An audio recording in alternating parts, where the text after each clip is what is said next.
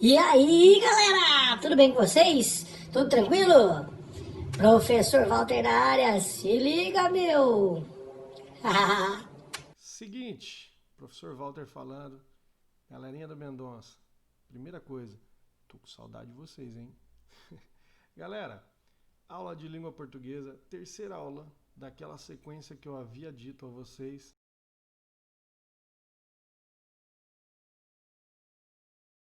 E nós vamos lá para continuar esse conto maravilhoso de Marina Colasanti. Esse conto é fantástico. Assim como os 12 Reis e a Moça no Labirinto do Vento, que nós lemos quando vocês estavam aí na maravilha da nossa escola. Legal? Estão com saudade da escola? Estão com saudade daquele almoço, aquele almocinho esperto? Legal. Também tô, viu? Tô com saudade até de almoçar lá com vocês. Pessoal, seguinte, vamos então pro conto. Sem delongas, vamos lá. Terceira parte. Anotaram, fizeram a tarefa aí, né? Se não fizeram a tarefa, para o vídeo, pausou, vou ficar assim parado, ó. Pausou e agora façam a tarefa. Depois a gente volta. Depois vocês voltam, beleza? Terminou a tarefa? Então vamos lá. Parte 3, galera. Lembrem-se do que nós trabalhamos anteriormente. A ideia é que vocês sigam, né? Assistam as aulas para ter uma sequência bacana, tá? Então, tudo que aconteceu com a princesa até aqui. Beleza? Não lembra? Volta lá e assiste a outra aula. Fechado? Vamos lá. E ao acordar de manhã, então nós estamos na parte 3, hein? E ao acordar de manhã, com os olhos inchados de tanto chorar, a princesa percebeu que algo estranho se passava. Pausei aqui e não quero que vocês vejam. Vou voltar. Seguinte, pessoal. Por que eu quero que vocês não vejam? O que aconteceu na noite anterior? Lembram? A princesa foi lá, ela estava muito triste porque o rei novo lá, que era muito amigo dela agora e tal, ele queria que ela se mostrasse, senão era para ela ir embora em 5 dias. Lembram? Lembraram? Legal. E aí o que acontece então? A partir disso, ela vai para o quarto e aí ela pede novamente ao seu corpo que fizesse algo para que ela não precisasse ir embora. Não é? Então vamos lá. E ao acordar de manhã, com os olhos inchados de tanto chorar, a princesa percebeu que algo estranho se passava. Não ousou levar as mãos ao rosto. Com medo, quanto medo! Aproximou-se do escudo polido, procurou seu reflexo e, com espanto, quanto espanto! Viu que, sim, a barba havia desaparecido, mas em seu lugar, rubras como os cachos, rosas lhe rodeavam o queixo. Naquele dia, não ousou sair do quarto, para não ser denunciada pelo perfume tão intenso que ela própria sentia se embriagar de primavera. E perguntava-se de que adiantava ter trocado a barba por flores, quando, olhando no escudo com atenção, pareceu-lhe que algumas rosas perdiam o viço vermelho, fazendo-se mais escuras que o vinho. De fato, ao amanhecer, havia pétalas no seu travesseiro.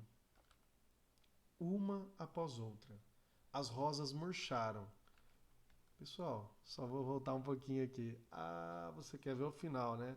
Eu já vou chegar lá, mas veja bem, mudou então o rosto dessa mulher. Então, em vez da barba, agora nós temos o rosto dela coberto de flores. Estranho, mas enfim, é um conto de fadas. Lembrem-se disso. É uma questão de verossimilhança. Então, é verossímil essa história, porque dentro do conto de fadas isso é possível. Ok? Dá para compreender isso? Legal. Então, a questão de verossimilhança aqui tá certo, tá? De acordo com aquilo que a gente espera de um conto de fadas. Perfeito. Então vamos lá. O que vai acontecer agora? Hã? O que vai? Vamos lá. Uma após outra, então ela começou a. Havia pétalas no travesseiro. Uma após outra, as rosas murcharam, despetalando-se lentamente. Deixa eu colocar um marca-texto aqui. Sem que nenhum botão viesse substituir as flores que se iam. Aos poucos, a rósea pele aparecia. Aos poucos, a rósea pele aparecia. Até que não houve mais flor alguma, só um delicado rosto de mulher. Era chegado o 5º dia. A princesa soltou os cabelos, trajou seu vestido cor de sangue e, arrastando a cauda de veludo, desceu as escadarias que a levariam até o rei, enquanto um perfume de rosas se espalhava pelo castelo. Se espalhava no castelo. Marina Colasanti, Entre a Rosa e a Espada, publicado no Rio de Janeiro pela editora Salamandra em 1992. Entenderam? Ficou claro agora? Todo mundo sabe que se trata o conto. Não entenderam? Como assim? Ah, não teve final? Como assim não teve final, galera? Ué, agora não entendi. Vamos lá. Vocês não estão entendendo mesmo? Estão pensando aí. Então vamos lá. Conto, galera, ele é finalizado antes do encontro entre o rei e a princesa. Ele tem, portanto, um final aberto. Não é um conto com final fechado, acabou. Agora eu vou retornar com vocês a lembrança dos 12 reis e a moça no labirinto do vento. Teve final? Como foi o final daquele conto? Ah, meu Deus, eu não quero mais ler Marina Colasanti porque não tem final. Não é assim, não são todos. Mas fica aqui, a gente tem que pensar o que aconteceu de fato. O que foi que aconteceu nesse conto? Né? Como seria o encontro? Né? O que aconteceu depois que a princesa encontrou o rei, galera? Quero que vocês pensem aí. O que aconteceu? O que na cabeça de vocês traz? O que vocês imaginariam se fossem vocês os autores desse texto? Chegassem nesse exato momento, como que vocês fechariam esse texto? Por que alguns autores, Machado de Assis, os grandes cânones da literatura brasileira, por que eles são tão fantásticos? Porque em variados textos deles, seja conto, romance, enfim, eles deixam o texto em aberto. Eu não sei. Por exemplo, vocês já devem ter ouvido falar da traição da Capitu e do Bentinho no livro Dom Casmurro, do Machado de Assis. Há, de fato, a traição? A Capitu realmente é a culpada? Ou o Bentinho tem uma mente perversa e vê em todos os momentos, por conta do seu ciúme absurdo, eu ia falar exacerbado, mas deu ciúme absurdo, ele acha que ela o trai. Em que momentos da literatura em que esses autores fazem essas coisas para deixá-los, para fazer, na verdade, com que esses textos eles perdurem, eles passem, eles fiquem, e eles permaneçam ao longo do tempo, e até hoje a gente discuta isso. Esses são os bons autores. Lembra quando eu falei no início da aula lá, por que nós pegamos Marina Colasanti? Pelo texto bem escrito, bem encadeado, bem pensado, até chegar nesse momento. Então, galera, o que aconteceu depois que a princesa encontra o rei? Hã? Anota aí no seu caderno, essa é a última aula, depois eu vou colocar um formulário e vocês terão que responder por conta dessas 3 aulas, dessa sequência. Legal? Legal? Beleza. Então vamos lá, anota aí no caderno também. Qual a diferença do encerramento dessa história para o conto de fadas conhecido? O que acontece no conto de fadas? Hã? Ah, viveram felizes para sempre, é isso que acontece? Né? Chega lá no final, dá tudo certo, o mocinho salva a princesa e ok.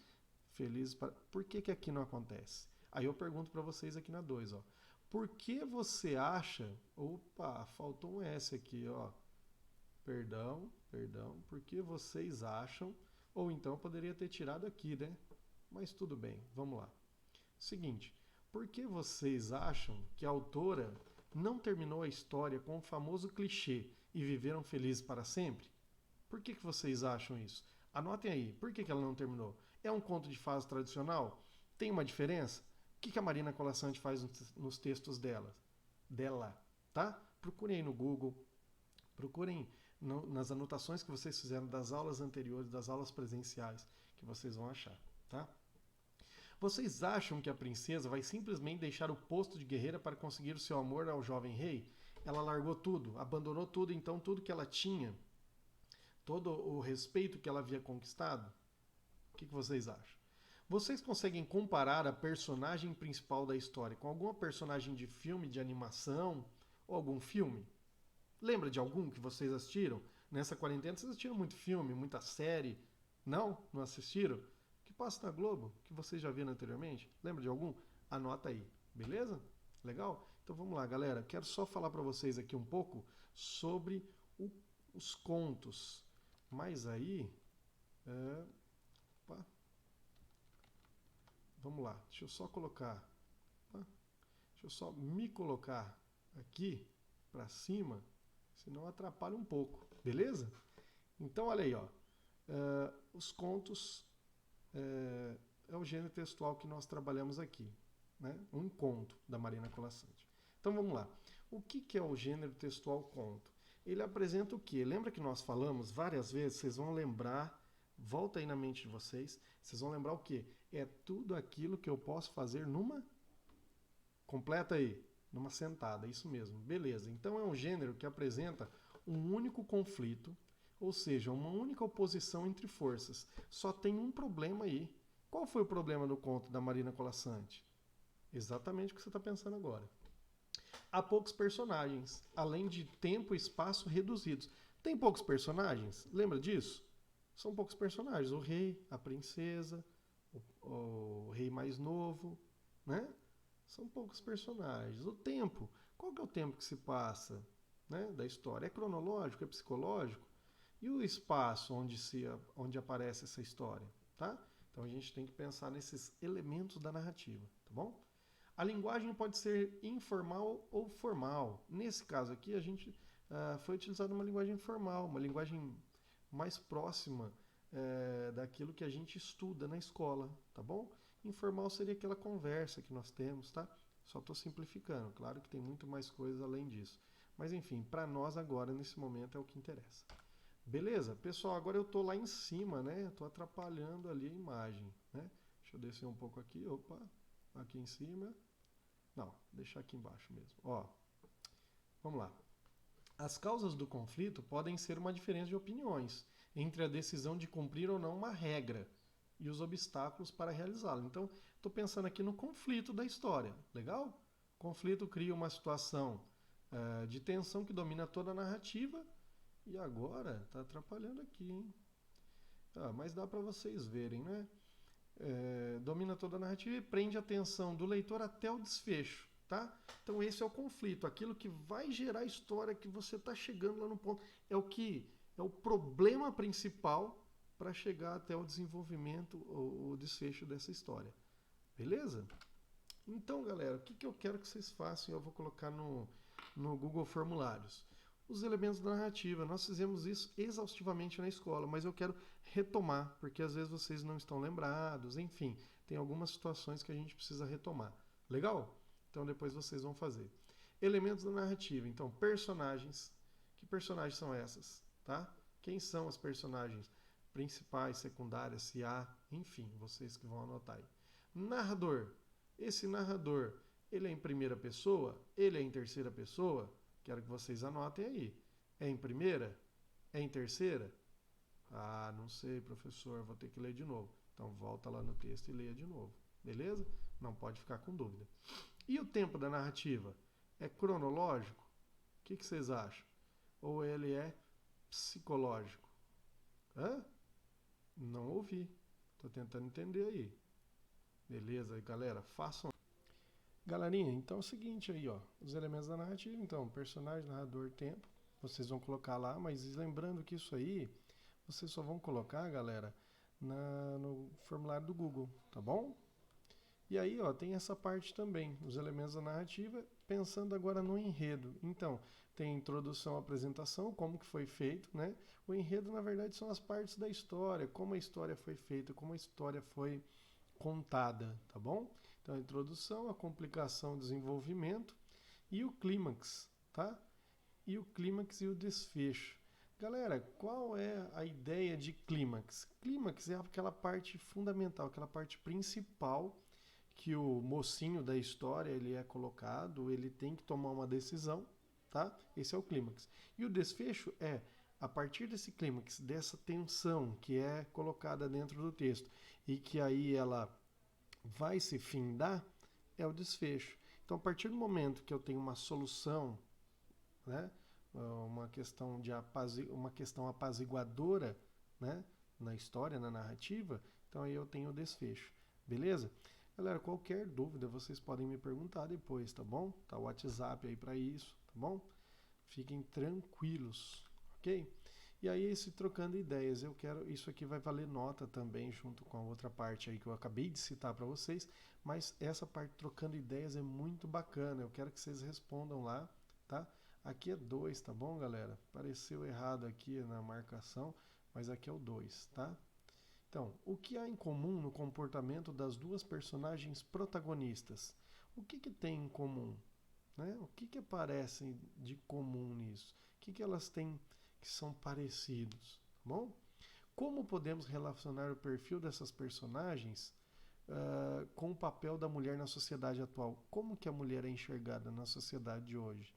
Ela tem esse papel de liderança, de que ela escolhe o caminho dela, enfim, o que está acontecendo hoje na sociedade que nos mostra isso? Ou que se contrapõe a isso, tá bom?